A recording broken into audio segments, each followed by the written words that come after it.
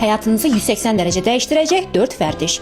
Ən birincisi, yadınızda saxlayın ki, yox tam bir cümlədir. Yox sözünə əlavə sözlər əlavə etməyə ehtiyac yoxdur onun tam cümlə olması üçün. İkincisi, hərəkətlərinizi və danışığınızı hər zaman 2x yavaşlatma rejiminə alın.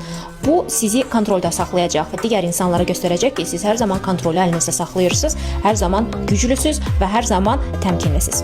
Üçüncü, insanların xoşuna gəlmək üçün bol-bol üzr istəyirəm, xahiş eləyirəm, hə, yaxşı deyib davamlı insanlara boyun əyməkdən vaz keçin. Bu sizi çox qəmgin və qurban rolunda göstərir. Elə buna görə də başqalarına davamlı uyğunlaşmaq üçün cümlələr qurursunuz və hərəkətlərinizi onlara nəzərən formalaşdırırsınız deyə başqa insanlar sizin duyğularınız üzərində hökmranlıq əldə etməyə davam edirlər. Və dördüncüsü, dəyərinizi əks cinsdən aldığınız diqqətin miqdarı qədər və yaxud da digər insanlardan aldığınız diqqətin miqdarı qədər ölçməyin. Çox zaman diqqəti ələ keçirmək üçün bütün enerjinizi sizə uyğun gəlməyən adamlara xərcləməyə və yaxud da çox danışmağa yönlənirsiniz. Ona görə də söhbəti bəzən ilk bitirməyə, xoşunuza gəlməyən adamlarla söhbətə yox deməyə və yoxun tək bir cümlə olduğunu anlamağa.